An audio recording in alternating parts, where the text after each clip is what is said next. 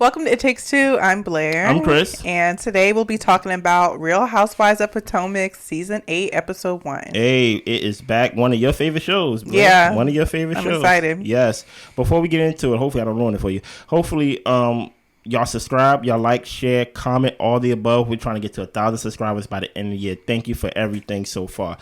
Usually in the beginning of the episode, I ask questions to get the brain flowing, to get the juices flowing. I only have one question so far, and I want to see some answers in the comments on this. Are you ready, Blair? I'm ready. Are you ready? I said. I'm ready. Okay, let's go. Oh, I was waiting for the question. No. Okay. No. The question's coming. Okay. All right. No, the question's coming now. Oh. Ask the dang. Okay, so it's a long pause. Listen. What's the question? Do we believe Juan Stories? If so, which one? Okay. Do we believe Juan Stories? If so, tell us what story you believe. He has a lot of stories. Mm-hmm. Walk us through it, Blair. We open up with seeing Robyn and Juan's marriage story. Honey, production and the edit was impeccable. Walk us through it. Okay. They used the reasonably shady audio and the Watch What Happens Live episode to set up the initial scene of all of the controversy that's happened between Robyn and Juan, the girl in Canada, the girl that he doing laundry with, that works at the school with him. Assistant coach or whatever she is. Yeah, and seeing Andy try to hold Robyn's feet to the fire during Watch What Happens Live. So, Juan was, then we see the tabloids, Juan with the lady in Canada, laundromat, Juan and Robyn are at home. Robyn mentions all the noise that's been going on. It's noise. And Juan says it's all stupid. And Robyn is, look, we chose to move forward with getting married. We had our situation. We argued. We did what we had to do. We're good now. She just wasn't expecting the firestorm when they addressed it on the podcast. That's interesting.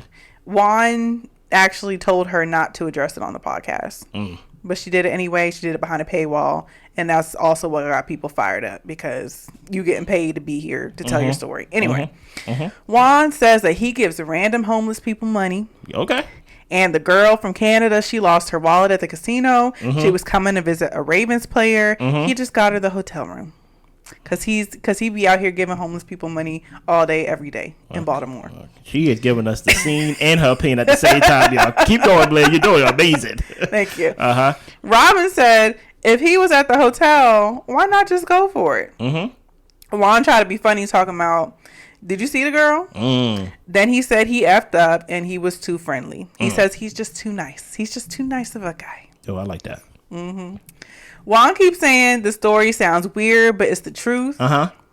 Robyn said Juan wouldn't make something up that stupid. Robyn brings up the laundromat situation. And they went to the laundromat to wash the practice jerseys for the team. Yeah. He was chilling with Coach Bree at the nail salon. He was like, she's beautiful, she's attractive, like people going to talk, I'm handsome. Yeah, listen here. It is what it is. She fine. Don't break your arm, pat yourself on the back, Juan. I hear you though. And he's like, if you see an attractive dude with an attractive woman, people are going to think stuff. Juan lost his job. He said, man, I just wasn't winning enough games. Okay. He was losing too much, I guess. And Robyn says people think he lost his job for other reasons. Of course, we all heard about the scandal about the boy that was assaulted and mistreated at the school. Told Juan about it, and he did not report it or do anything about it. Prayers to all parties involved. But he just lost too many games. Juan hates giving these stories any energy, and he really just wants to focus on raising his boys. Listen here, I think it'd be disrespectful of me to go first since this is Blair's show. So Blair, you go have at it. What did you think about that first scene? Go ahead. I felt like they were putting it all out there to talk about, which I'm like, thank you for starting the season off with this, because this is the issue at hand. Teach me. So they all talked about it and they got it all out, but it's still BS. Oh, it's still BS. How so? I don't believe anything Juan says. Absolutely nothing. Okay, the practice jerseys. Okay, I can believe that. that y'all were down at the laundromat watching the practice jerseys. But do the coach got to be there? No. Or does it usually the assistant coach and like people who volunteer or teams? I mean, I don't know. I'm not into college sports like that. In my head, I was. I'm like, the coach don't usually have to be at the laundromat. No, that's usually the equipment manager and things of that nature, and especially I would think the campus would have something to where they can watch the jerseys. It is the school's team, but I don't know nothing. But continue. So yeah, they was watching the jerseys, but why was you down there watching the jerseys? And for him to sit up here and say like this woman is so beautiful and so attractive, and Robyn, she over here talking about, yeah, they say she looked like me. They say she looked like me. He was silent. Oh, well. You looking at me? I see. I'm just saying he was silent, and then at the end he's like, look, I'm just trying to focus on my kids. What about your relationship? Are we focusing on that at all? With all the scandal that's going on, is Robyn getting any focus, any attention? Nah, we focusing on the boys. We ain't worried about all this. Well, that's all I got to say. What you want to say? For now, well, I'm positive you gonna cut me off. So I guess we know your answer to the question that I asked in the beginning. Absolutely. Do we believe Juan's stories? Only about the jersey. Only about the jersey. I don't believe any of his stories. Okay. And this is what I'm sure a lot of people in relationships can attest to this. When you're in love, or when you feel like your life is hinged to a person, like basically attached to where it's like I can't be by myself because I don't know how my life is going to be without this person. Yeah. You start saying things that doesn't make no sense. She said that she doesn't believe that Juan is that stupid. I believe it. Me too. For one, you should never apologize for being a good person. If you are a good person. This whole thing, this woe is me, like, I'm a nice person, good person. If a person needed if a person needed a room in the hotel, I just got him a room in the hotel. Maybe I shouldn't have been that nice. He said, I messed up. I effed up on that. I effed up on that. Why are you apologizing if you really didn't do anything? If it's really innocent, I'm never apologizing. Listen, as weird and crazy as it may be, if my wife questioned me and be like, there's something out there saying that you was out there and you brought a woman to the hotel, I'm like, yeah, she needed a room. She lost her wallet. I know it looks crazy, but that's the truth. I'm not apologizing for it. The truth is the truth.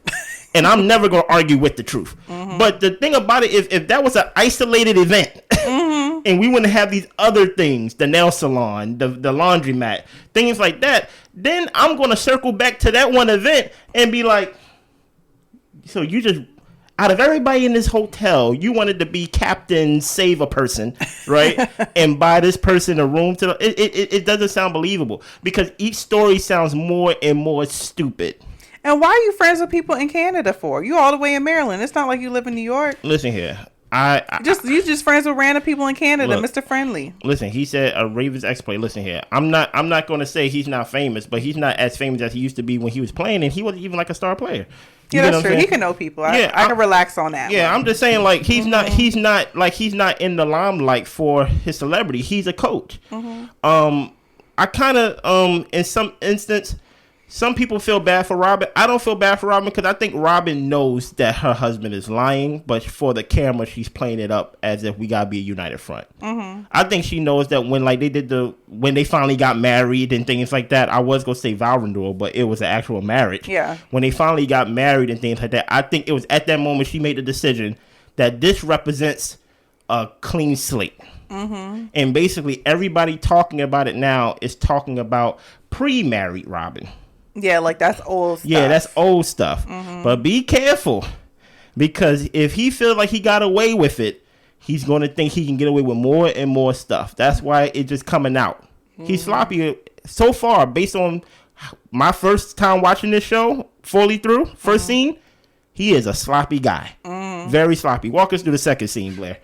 Next, we have Karen, Wendy, and Candace meeting up to eat. Hey, ladies. They had a rough go in New York with the reunion that happened, so they're all just trying to catch up. It was rough. I saw the reunion. Yeah. Karen says that she's okay with Gizelle and Ashely, but Robyn needs to be honest about her situation. Yeah. The other ladies say they've been an open book, and Robyn was deflecting from what was going on in her life by coming for everyone else. And that wasn't fair. That wasn't fair. We saw that in reunion. We saw how that played out to basically how they focused on other storylines when Robyn had a whole storyline herself. Let's go. Yeah.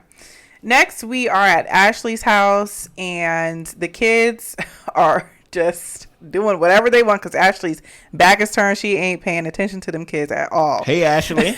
She's over there. The little boy, which one? I don't know the name. Dean. That's the only one name I know. Okay. I think he pulling his brother up onto the counter, and I'm like, I'm nervous. He is going to mess up his shoulder. He gonna drop him. Like Ashley's like, oh, you helped him up. Yeah. That's nice. Boys are boys. Well, Ashely says it's just her and the kids out here thugging it. We pan over to the nanny. Okay. So she's got a little help. Okay, she got some help. So Michael's name is still on the mortgage. Ashely doesn't know what will happen when her and Michael divorce financially. Yeah. She wants him to stay on the mortgage in case anything were to happen. He'd be a good backup. Yeah. Yeah. Ashely FaceTimes Gizelle. Gizelle saw Ashely was in the Bahamas with Michael, so she has little questions. They went as co-parents / friends. They're still discussing custody, and he does pay child support. According to the prenup that she signed, she cannot get alimony. Oh, my goodness. Why the hell would you sign that? Anyway, she's dragging her feet with the divorce, and I can see why. I can see why. Gizelle invites Ashely over to try to have the intervention for Robyn about her relationship. Yeah. Gizelle calls it support for her mental health. Yeah. Gizelle has talked to Robyn about it, and Juan just befriends people because he's a nice guy. Yeah, I don't think anybody's that nice of a guy. And truth be told, that's not the point. I am so entertained by Ashely. How rich is Michael? Very. He's very rich. I think he owned the Watergate at one point. Okay. Well, my whole point is Ashely, I don't know. I think people need to have an intervention for you, because what I seen from that, even though you gave kind of like a comparison of how the penthouse was dark colors and now you're doing light colors and things like that. The house is a nice house. It's beautiful. I do think that you are not well mentally. I really do. The fact that you are still getting support from this guy and things like that, even though y'all not married, that means he can basically treat you however he wants to. At any point, he could cut you off, and you basically living in fear every day. Yeah, he's got the control. That's why you're dragging your feet. I don't think you think very highly of yourself. And granted, you signed the papers, and guess what? He didn't think highly of you because he gave you that prenup to where you can't get no alimony. You get what I'm saying? I think when I see Ashely, I see someone with very low self-esteem. That's what I see with Ashely. What do you think about that scene about her dragging her feet to the divorce and basically keeping his name on the mortgage and things like that? It also gave off broke to me. I don't know why. Yeah. It gave off like Ashely don't really have nothing. I mean, I agree. I feel like she probably doesn't have enough to the lifestyle that she wants to maintain. Downsize. Agreed. And with Bravo, she's been on the show for a long time. I'm sure she's got other things going on for herself. So I'm just like, there's no reason why she can't live a very comfortable life with her and her kids, not depending on Michael. But I think she wants to live a certain lifestyle, and she's willing to put up with whatever. Getting treated however. Yeah, so that way she can live. I mean, I ain't gonna say that, but yeah. I mean, she grew up rough. I mean, she didn't have a lot growing up, so I think there's that fear there too, of just not wanting to go back to that. So she'll pull up with a lot. Yeah. Well, I guess we gonna see a lot of that during the season with Ashely, because in my eyes, I'm like, they have 2 kids, right, Michael? I seen like the 2 boys. Yeah. Well, he have 3 kids. Yeah. The 2 boys and Ashely. That's basically how it goes. Let's move on. Yeah, well, Gizelle is at home with her man friend. Jason, he was from Summer House, and apparently Ashely introduced him. Ashely was dating somebody from that show, too. Okay. And he is 16 years younger than Gizelle. He's cooking for her, and he lives in New York. Okay, Stella. She said they see each other every other week. And then they touch on how Grace is about to graduate high school and go to college.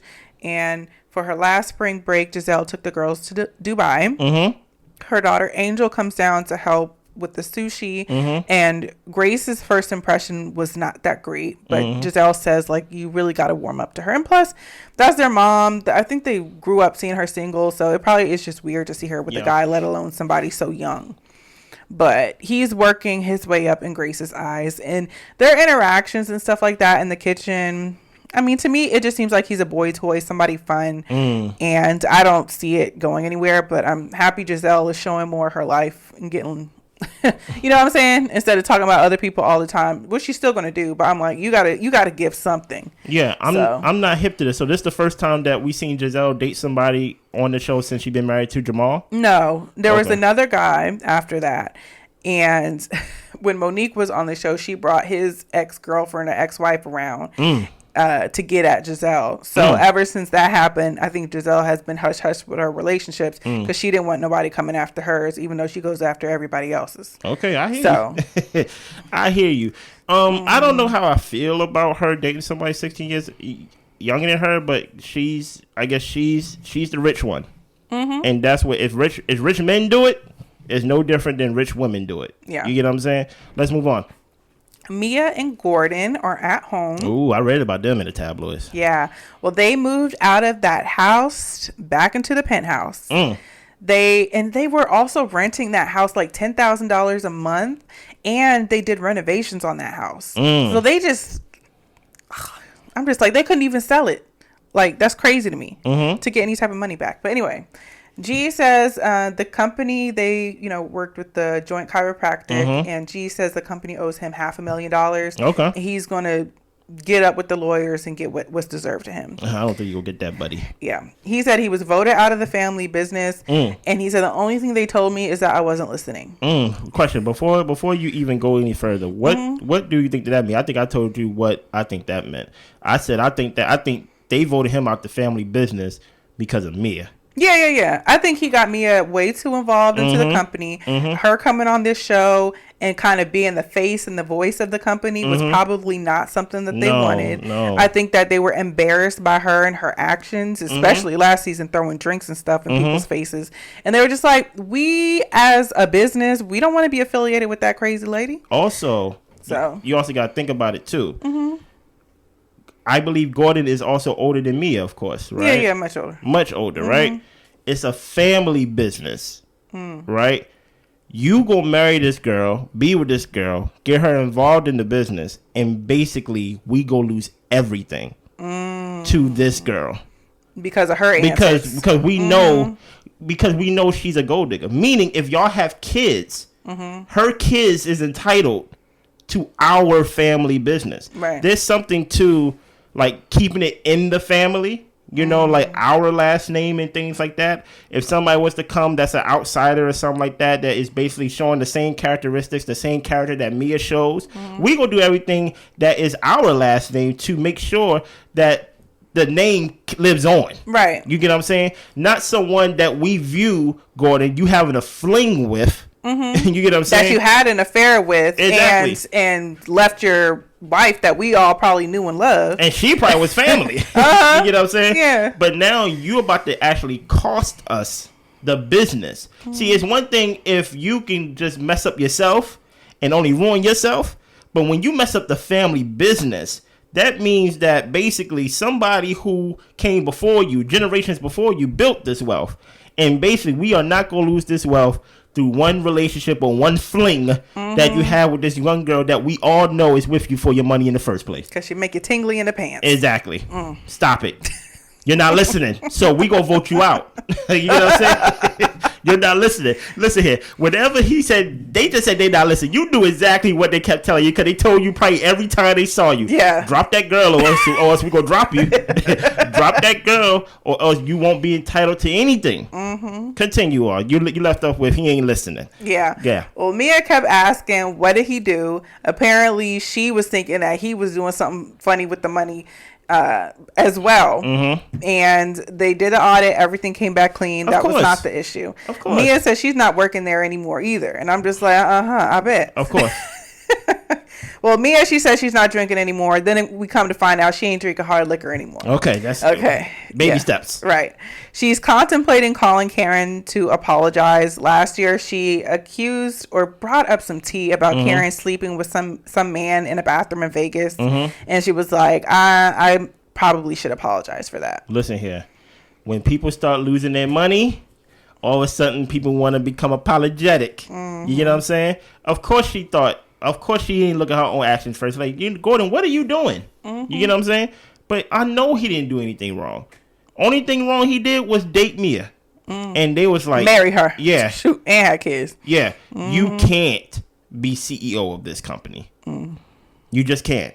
Anything else on that scene, Blair? That's it. Let's walk through it. Next, we have Chris and Candace. They are going on a picnic date. What's up, Chris and Candace? She's been performing for the last 3 months, but a lot of the cost of the touring is on the artist. The goal is to make a profit, but she's like, she has to go bigger this time.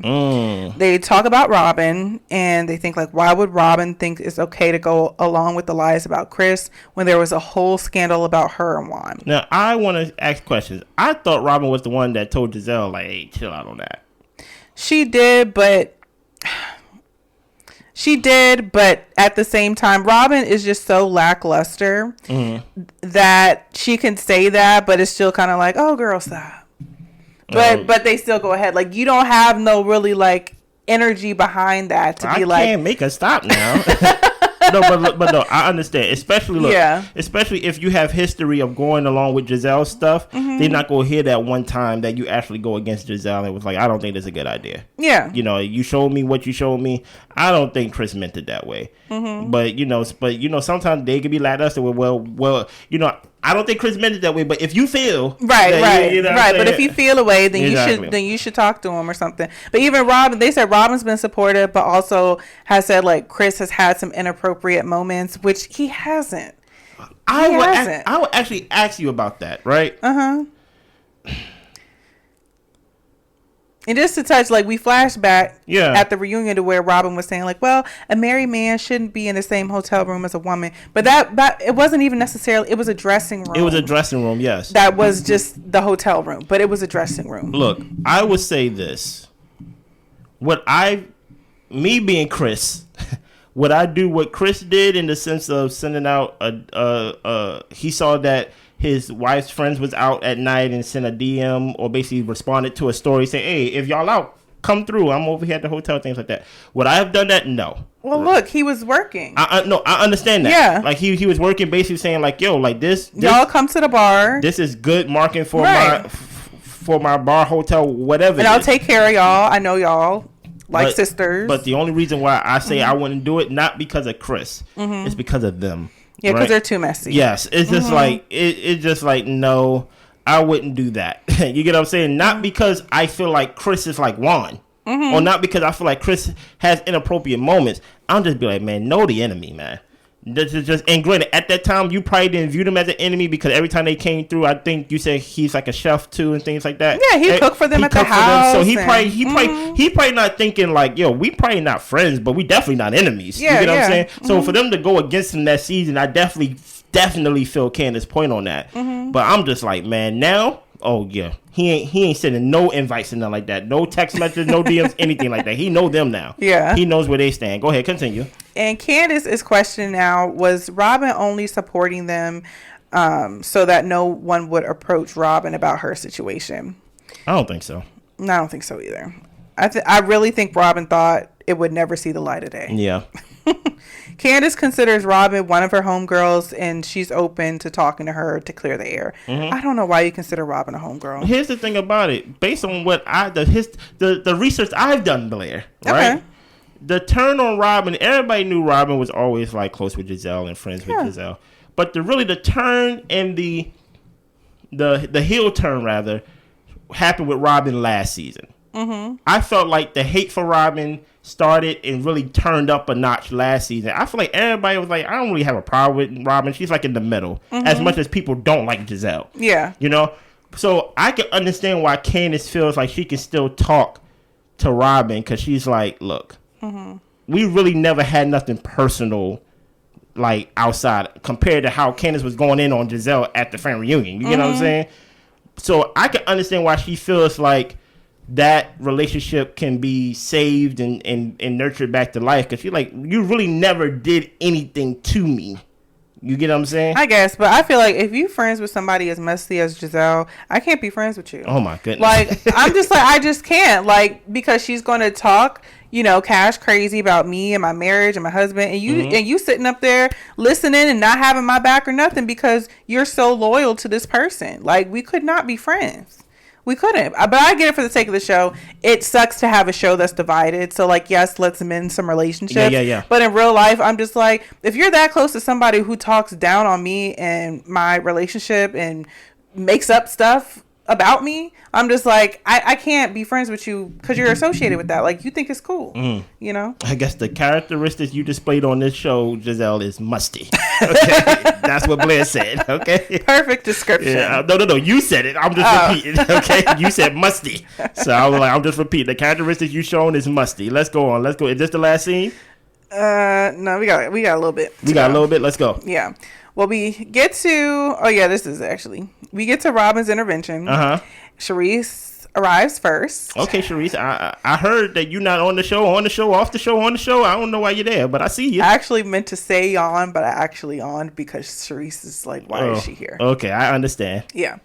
Ashely arrives. She's carefully descending around the back of the funhouse. Okay. Backwards, so that way she doesn't fall. Okay.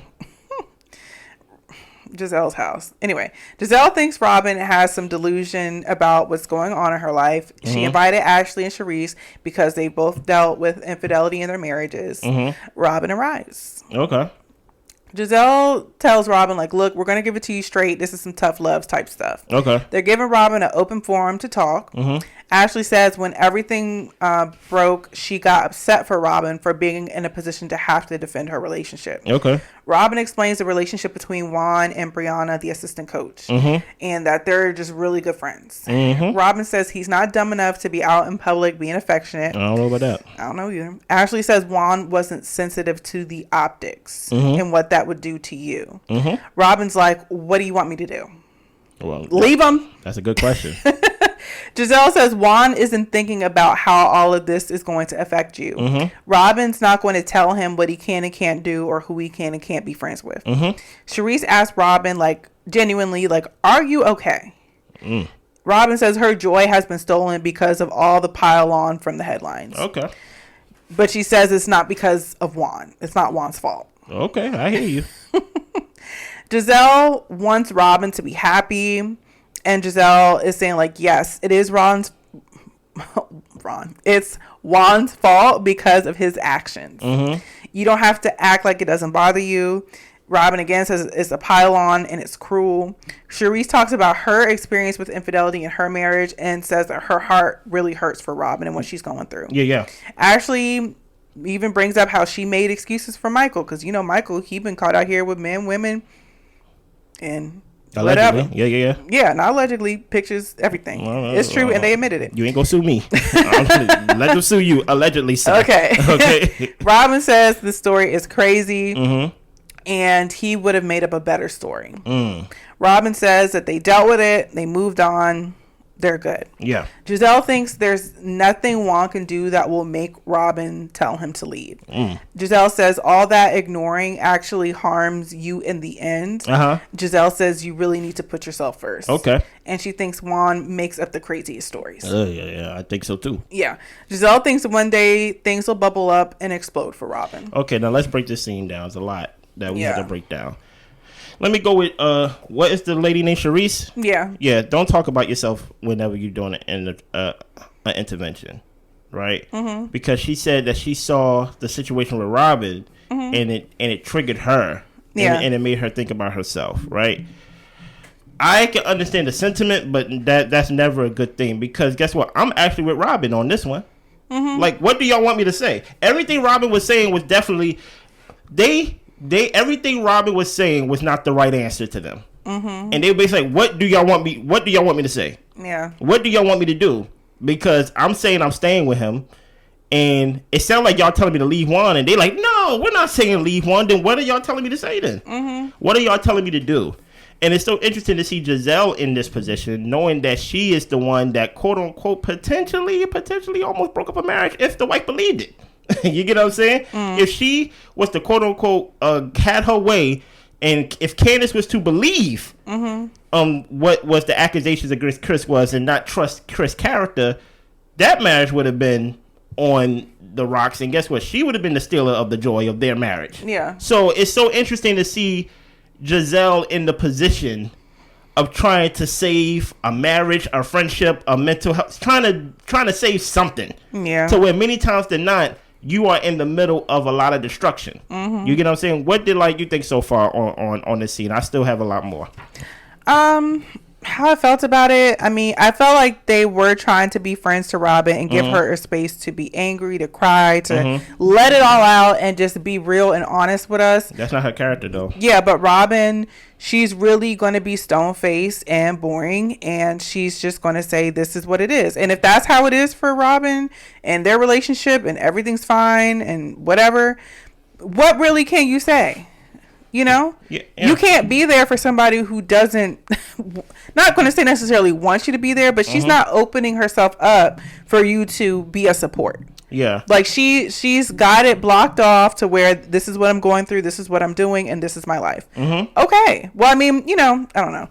Maybe I'm not a good friend, but I'm just like, if you're that stone-faced and hard-headed, there's nothing anybody can say for you. It's just kind of like, we'll have to see where the chips fall, and I'll be there for you wherever it's at. So what would you expect if you was there talking to Robyn? Would you expect her to cry and stuff and all? I would have expected her to let the wall down a little bit because it is ridiculous and the story is crazy. Yes. But I think Robyn also knows I'm still on TV. Yeah. And I have to stick to this story.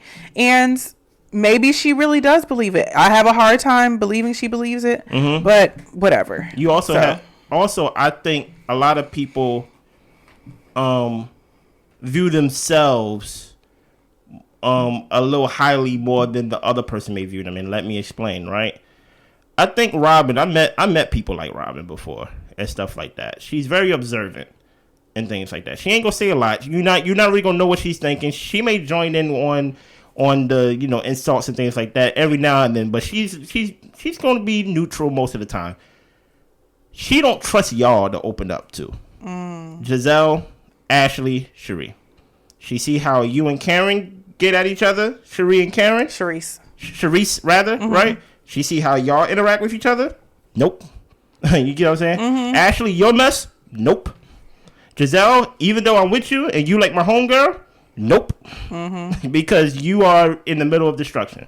So not me. It's not so much of I can't open up and things like that. I think being on TV does play a part as well. But y'all ain't the broads that I'm gonna open up to. Not at all. You get what I'm saying? So I think Gizelle viewed herself highly, or viewed herself as someone that Robyn can cry on, like a shoulder to cry on. And Robyn's like, I don't listen here. This is a job for me. You get what I'm saying? Y'all cool and y'all friends and things like that, but don't get it twisted. Most of the time, I'm isolated to myself, and I will dig myself and dig my feet and dig my beliefs into my family 100%. So I think I think that scene was about that. Was about Ashely, definitely not. You're giving childish. Karen and Karen and Charisse and things like that. Charisse, you, Gizelle, and things like that. No, I'm talking about the Karen and Charisse situation. We see how y'all get together and y'all at each other. Y'all beef. You get what I'm saying? And Gizelle, hell no. You get what I'm saying? So that's what I think happened. What do you expect from this season of Real Housewives of Potomac? So far, they say it's the flagship of the Real Housewives franchise so far. Yeah, I mean, I'm looking forward to it. I know there's going to be a new girl that's coming on as Ashley's friend who's going to give Dr. Wendy a run for her money. I guess they're both Igbo, same tribes and things like that. So it'll be interesting to see how that dynamic plays out. I don't think they're going to get along, and I wish they would, because it is nice to see good like Candace and Wendy's relationship and how they can get along and laugh and joke. It's nice to see that's refreshing and not all the arguing all the time. Yeah. So, but I'm expecting mess, and I'm gonna be here for it. Yeah. And we're gonna talk about it. I don't know what to expect. I want to hear more Juan stories. He's an interesting character. I want more screen time on Juan. He's an interesting guy. I think he's one and done. He said, I did my little 5 minutes. We need more of you. I feel like this season is definitely going to be centered around Robyn You get what I'm saying?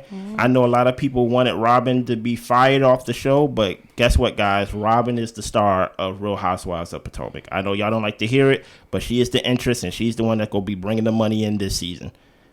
Get used to it. Get used to it. Even how the camera was cutting on her, and all, she is the star of this season. Carry us to the promised land, okay, Moses? Okay. Anything else? I know you don't like that, Blair, but it's the truth. Anything else, Blair? I don't agree. I don't think she's a star. Well, I think that she is the train wreck of the season. How about we put it like that? No, Gizelle got that seat. That ain't going nowhere. Okay. That ain't going nowhere. That's all I got to say. Anything else? No? Nope. Y'all be good. Bye. Bye.